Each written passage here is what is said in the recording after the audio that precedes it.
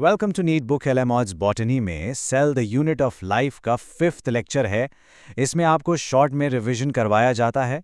Last के lectures channel पर upload हैं, अगर नहीं देखें तो देख सकते हो। And if you like the content then subscribe, like and share. तो चलो शुरू करते हैं।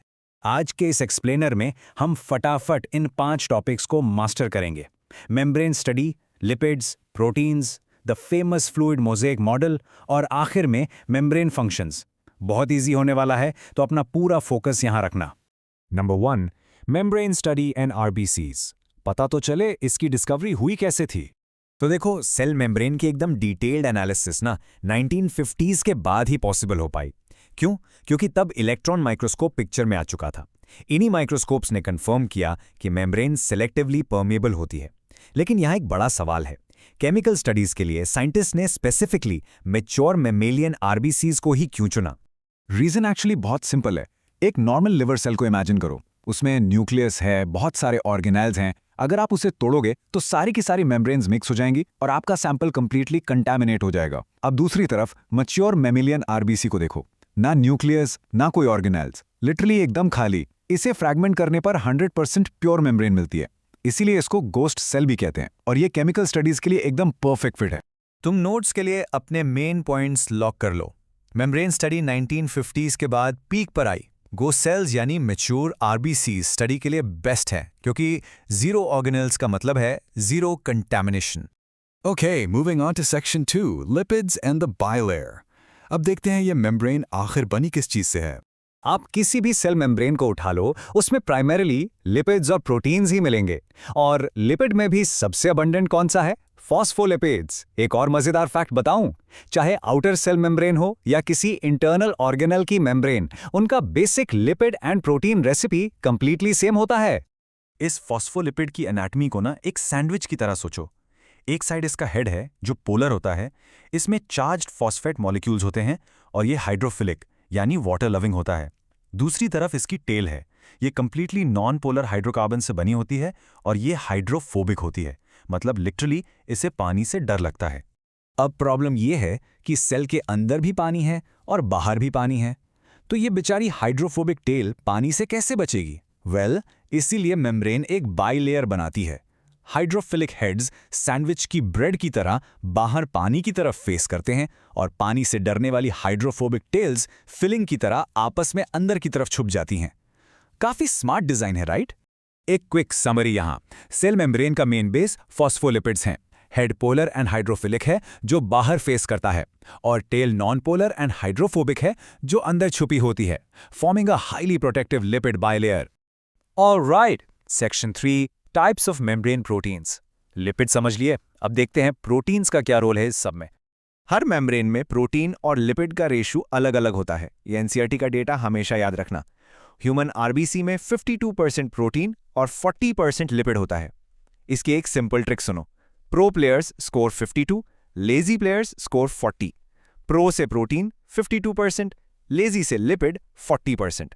वहीं अगर आप माइलिन शीट को देखें तो वहां लिपिड डोमिनेंटली 70 to 80% होता है। मेम्ब्रेन प्रोटीन्स को क्लासिफाई करने का एक स्ट्रिक्ट बेसिस है, और वो है ईज ऑफ एक्सट्रैक्शन, यानी उन्हें निकालना कितना आसान है। पेरिफेरल प्रोटीन्स बस लिपिड बाइलेयर की सरफेस पर रेस्ट करते हैं, इसलिए इन्हें इजीली निकाल सकते हो। लेकिन इंटेग्रल प्रोटीन्स लिपिड के अंदर धसे होते हैं। जो टोटली बरीड होते हैं उन्हें टनल या ट्रांसमेम्ब्रेन प्रोटीन्स भी कहते हैं, क्योंकि वो आर पार एक रास्ता बनाते हैं और ऑब्वियसली इन्हें एक्सट्रैक्ट करना बहुत मुश्किल होता है।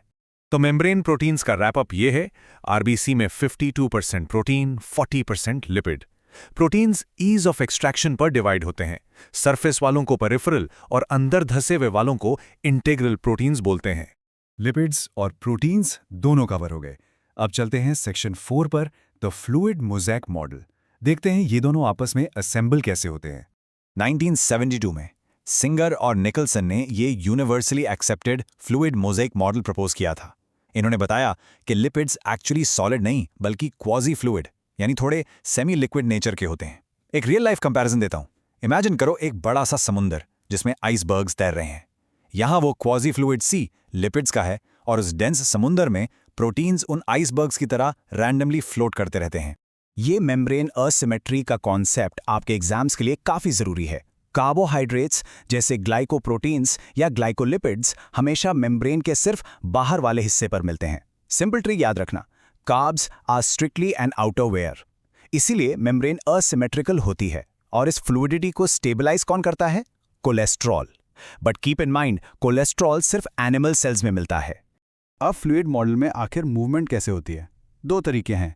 पहला है लेटरल मूवमेंट, मतलब सेम लेयर में साइडवेज तैरना। ये लिपिड्स और प्रोटीन्स दोनों इजीली कर सकते हैं। दूसरा है फ्लिप फ्लॉप मूवमेंट, मतलब ऊपर वाली लेयर से कूदकर नीचे वाली लेयर में आना।